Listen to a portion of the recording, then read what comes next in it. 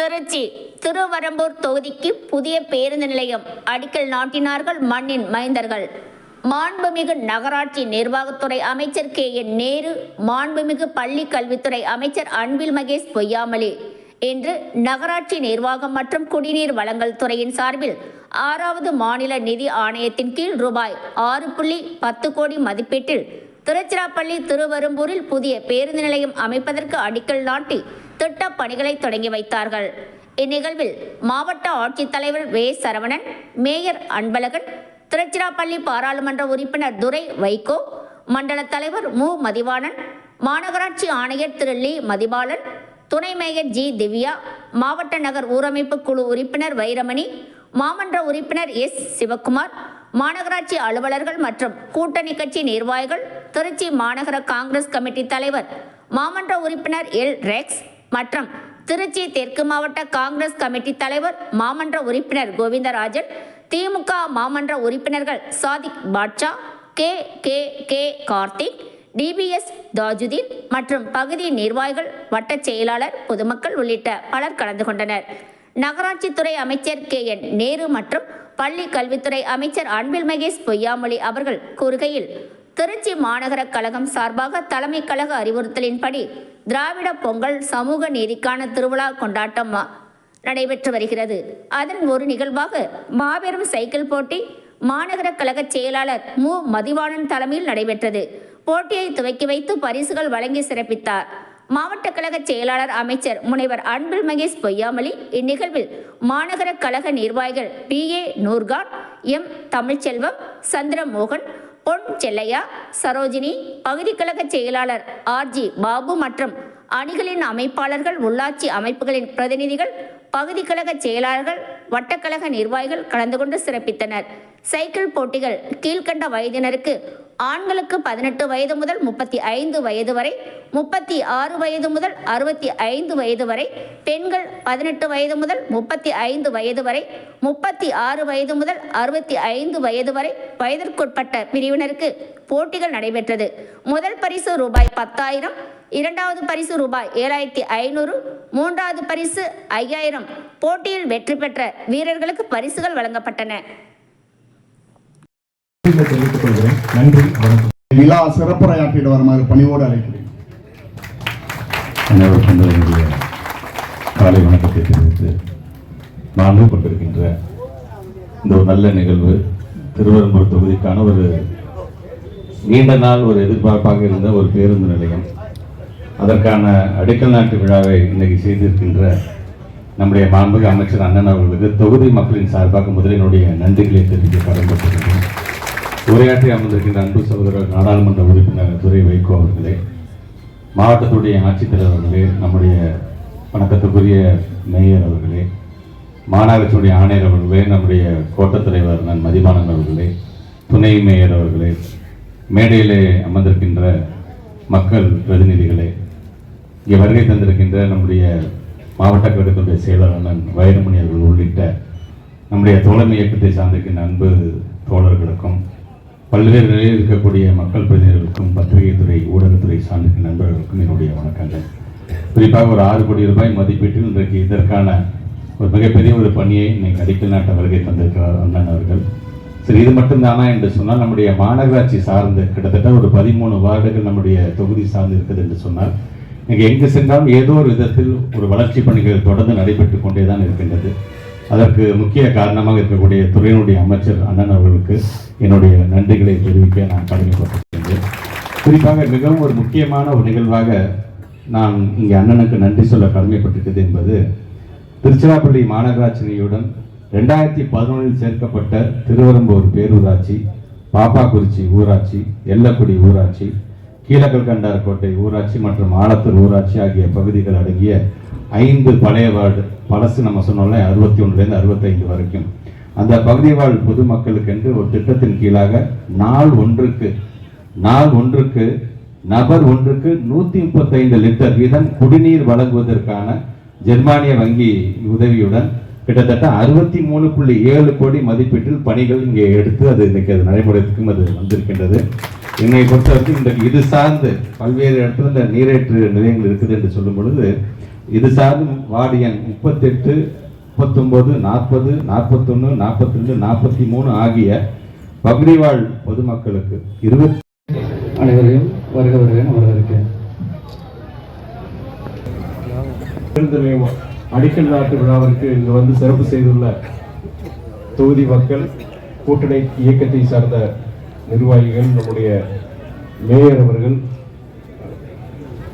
மாநகராட்சி ஆணையர், மாவட்ட ஆட்சியர், இந்த தொகுதியின் சட்டமன்ற உறுப்பினர் மற்றும் அமைச்சருமான என் உடன்பிறவா சகோதரர் திரு அன்பில் மகேஷ் பொய்யாமொழி மற்றும் துறை சார்ந்த அமைச்சர் நான் பெரிதும் மதிக்கும் அண்ணன் நேரு அவர்கள், பத்திரிகை துறையை சார்ந்தவர்கள் அனைவருக்கும் என் வணக்கத்தினை, காலை வணக்கத்தினை தெரிவித்துக் கொள்கின்றேன். தொகுதி மக்களின் தேவையை அறிந்து தொடர்ந்து கோரிக்கை வைத்து இந்த பேருந்து நிலையம் அமைவதற்கு முக்கிய காரணமான என்னுடைய அன்பு சகோதரர் திரு அன்பில் மகேஷ் பொய்யாமொழி அவர்களுக்கும் இந்த பகுதியிலே எந்தெந்த பகுதிக்கு தர வேண்டும் என்று 27 MLD குடிநீர் திட்டத்தை புதிதாக உருவாக்கி, அது அவர்கள் காலத்தில் ஆரம்பித்திருந்தாலும் கூட அதுக்காக நிதியும் ஒதுக்காமல் வேலையும் செய்யாமல் இருந்து நம்முடைய முதலமைச்சர் அவர்கள் அதுக்கான நிதியை தந்து இன்றைக்கு திருவெரும்பூர் பகுதிக்கென்று தனியாக ஒரு கூட்டு குடிநீர் திட்டம் நம்முடைய தளபதி அவர்கள் வழங்கியிருக்கிறார். இப்போது அது அந்த ஏற்கனவே பழுதுபட்டிருக்கிற அந்த கூட்டு குடிநீர் திட்டத்தை இப்போது சரி செய்து விட முடியும். என்றால் தண்ணீர் இங்கு வருகிறது. எனவே தான் குடிநீரை பொறுத்தளவு தமிழ்நாடு முழுவதும் இதே நிலைதான். ஒவ்வொரு தொகுதிக்கும் தேவையான அந்த குடிநீர் திட்டத்தை நம்முடைய முதலமைச்சர் வழங்கி செயலாற்றி கொண்டிருக்கிறோம்.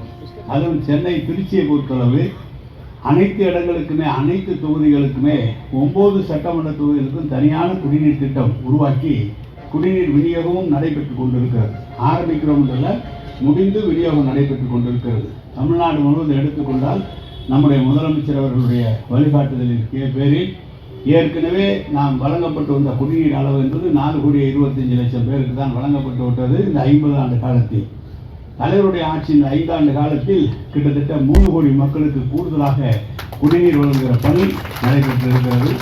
சென்னை மாநகரம் குடிநீர் வழங்கல் குடிநீர் வழங்கல் ஏற்கனவே 800 MLD என்று இருந்ததை இன்றைக்கு 1300 MLD என்று கொடுத்து கொண்டிருக்கிறோம். அதையும் கூடுதலாக அதனுடைய கேஷ்மெண்ட் ஏரியா, நீர் வருகிற பகுதியையும் சரி செய்து வைத்திருக்கிறோம். இன்றைக்கு இருக்கிற நீர் நிலைமை என்னவென்று சொன்னால், அடுத்த ஆண்டு ஆகஸ்ட் மாதம் வரை தண்ணீர் பஞ்சமே இல்லாத அளவிற்கு நீர் இருப்பை வைத்திருக்கிறது நம்முடைய கழக அரசு, தளபதி அரசு. இது மட்டுமல்ல, நகராட்சி துறையிலே 138 நகராட்சிகள் இருக்கிறது.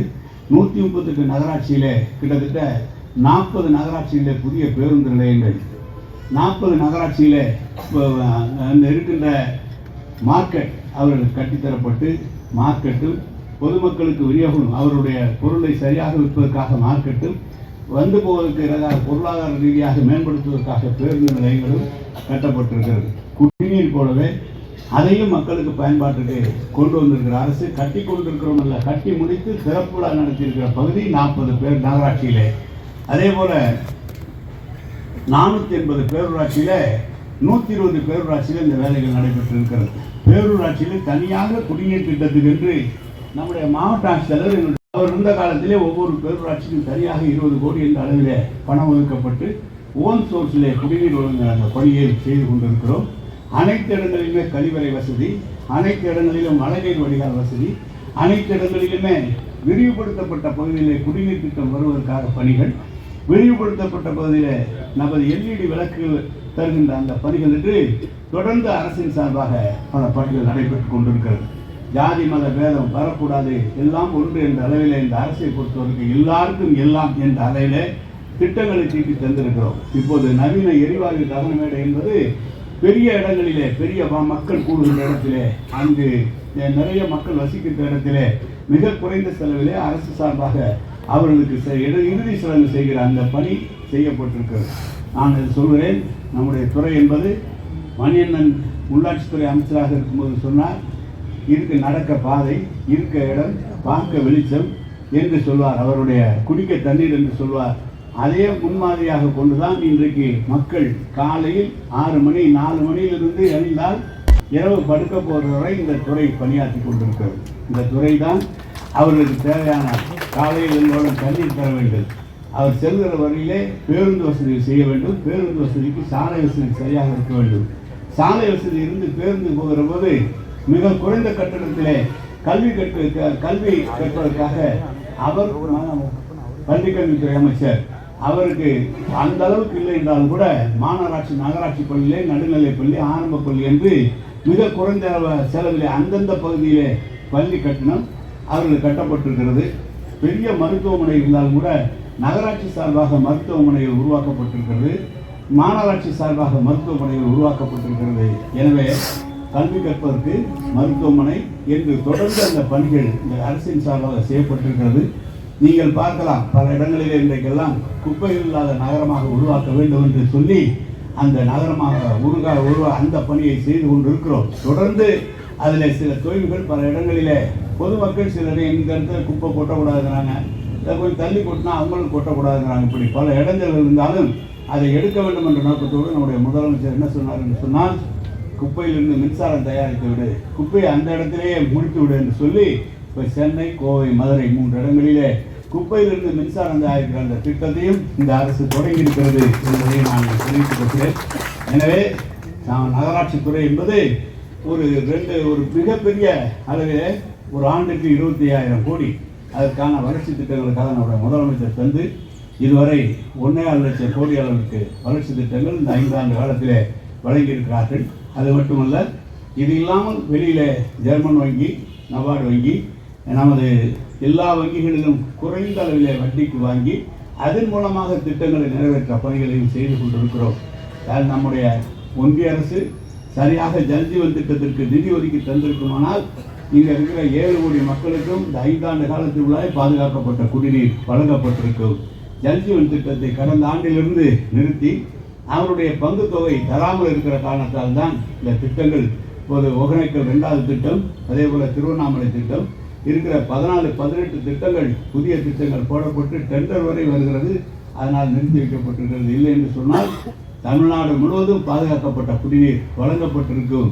அப்படி ஒரு நிரந்தர நிலைமையை நம்முடைய முதலமைச்சர் வழங்கியிருப்பார் என்று சொல்லி நம்முடைய அமைச்சர் அவர்கள் பேசுகிற போது இன்னும் 60 நாட்கள் தான் இருக்கிறது. இந்த 60 நாட்களுக்குள்ளாக நீங்கள் இந்த மீண்டும் முத்துவேல் கருணாநிதி ஸ்டாலின் நான் என்று சொல்கிற நிலை வர வேண்டும் என்று சொல்லியிருக்கிறார்கள். அதில் அமைச்சர் மற்றும் வந்திருக்கிற உள்ளாட்சி பிரதிநிதிகள் மற்றும் அனைவருக்கும் நான் தெரிவித்துக் கொள்வது, நமது பகுதியை பொறுத்தளவு என்றைக்கும் கலைஞருக்கும் தளபதிக்கும் விசுவாசமான பகுதி. அதில் எல்முனை அளவு கூட மாற்றம் இல்லை. அதனால் பல சங்கடங்களை ஏற்படுத்தினாலும் கூட தொடர்ந்து கழகத்தை வெற்றி பெற வைப்போம், மீண்டும் தலைவரை முதலமைச்சராக உண்டாக்குவோம் என்ற உறுதியேற்று இந்த அரசு விழாவிலே புதிய பஸ் ஸ்டாண்ட், இது யூனியன் ஆஃபீஸாக இருந்தது. ஐயர் நாங்கள் உள்ளாட்சியில் யூனியனில் இருக்கும்போது கல்கண்டாரோட ஐயர் தான் ஊராட்சி மன்ற தலைவர். அவருக்கு பிறகு மயில் அவர்களை ஊராட்சி ஒன்றிய பெருந்தலைவராக உண்டாக்கினோம். இதுக்கென்று தனியாக ஒரு கட்டிடம் கட்டிவிட்ட பிறகு இதை எடுப்பது நம்முடைய அமைச்சர்கள் மிக சிரமப்பட்டு சொல்லி இதை எடுத்திருக்கிறார். எனவே இது 1 ஏக்கர் தான் எடுத்திருக்கிறார். இன்னும் இருக்கிற 1 ஏக்கரை எடுக்கவும். அதே நேரத்தில் நமது நகர பேருந்துகள் மட்டும் இல்லாமல் தஞ்சை வருகிற ரூட் பஸ்களில் இது உள்ளே வந்து சென்றால் இன்னும் சிறப்பாக பேருந்தாக அமையும் என்று தெரிந்து அதற்கு நகாயினுடைய ஒத்துழைப்பு அவசியம் தேவை. ஏனென்றால் இப்போது நவல்பட்டுக்கு போவதற்கு பாதை சிங்கிள் பாதையாக கொடுத்திருக்கிறார்கள். காந்தி நகர் வழியாக போனால் மிக டிராபிக் இடைஞ்சல், இந்த பக்கம் உள்ளே போக முடியலை. அதற்கெல்லாம் ஒரு திட்டத்தை தீட்டி இந்த பகுதியிலே போக்குவரத்து இடைஞ்சல் இல்லாமல் போவதற்குரிய முறையை இந்த அரசும் நாங்களும் முயற்சி எடுத்து செய்வோம் என்பதை இந்த நேரத்தில் தெரிவித்து அனைவருக்கும்